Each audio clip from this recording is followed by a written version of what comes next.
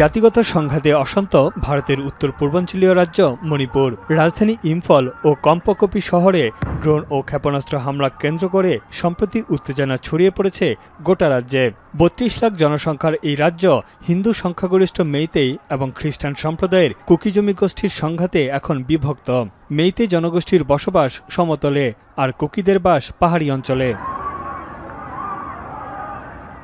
BJP শাসিত সরকারের উপর আর ভরসা রাখতে পারছেন না মণিপুরের বাসিন্দারা। এবার নিজেদের সুরক্ষায় নিজেরাই লড়াই করতে চান।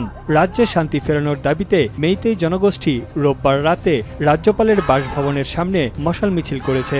তাদের অভিযোগ, কুকি বিদ্রোহীদের সহায়তা করে কেন্দ্রীয় সরকার রাজ্যের পরিস্থিতি আরো ঘোলাটে করছে। वो कुछ नहीं कर पा रहे हैं, इसका वजह क्या है? वो कुकी लोग का मिल रहे हैं क्या? मिला है ना, इसीलिए तो हम दुश्मन को लड़ने का ताकत है, हम लड़ेंगे। এদিকে রক্তাক্ত সংঘর্ষ বন্ধে রাজ্য সরকারের হাতে সর্বোচ্চ ক্ষমতা দেওয়ার দাবি জানিয়েছেন বিজেপি শাসিত মণিপুরের মুখ্যমন্ত্রী এন বীরেন সিং। পরিস্থিতি নিয়ন্ত্রণে ২৪ ঘন্টার ব্যবধানে ১৮ জন বিধায়ক সহ রাজ্যপাল লক্ষ্মণ আচার্যের সঙ্গে দুইবার সাক্ষাৎ করেছেন মুখ্যমন্ত্রী। বিশ্লেষকরা বলছেন, কেন্দ্রের উপর আর ভরসা রাখতে পারছে না রাজ্য সরকার। We should not allow the culture of communal harmony between the people living in the state to be disturbed by vested interests. In this hour, I appeal to one and all to maintain peace and harmony in your respective areas. গেল ১.৫ বছর ধরে চলমান সংঘাত বন্ধে বারবার পদক্ষেপ নেওয়ার পরও শান্তি ফেরেনি সেভেন সিস্টার্সের অংশ এই রাজ্যে। কেন্দ্রীয় সরকারের হাতে থাকা উত্তর পূর্বাঞ্চলের নিরাপত্তা ব্যবস্থার দায়িত্ব নিজেদের হাতে নিতে চেয়েছে রাজ্য সরকার। পাশাপাশি কুকি বিদ্রোহী গোষ্ঠীগুলোর সঙ্গে সরকারের অস্ত্রবিরতির চুক্তি বাতিলের দাবি জানান মুখ্যমন্ত্রী বীরেন সিং।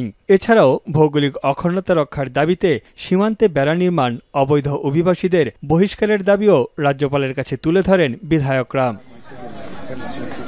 এদিকে এখনো থমথমে গোটা মণিপুর। ড্রোন, ক্ষেপণাস্ত্র ও বন্দুক হামলার ভয়ে আতঙ্কের দিন কাটাচ্ছেন বাসিন্দারা।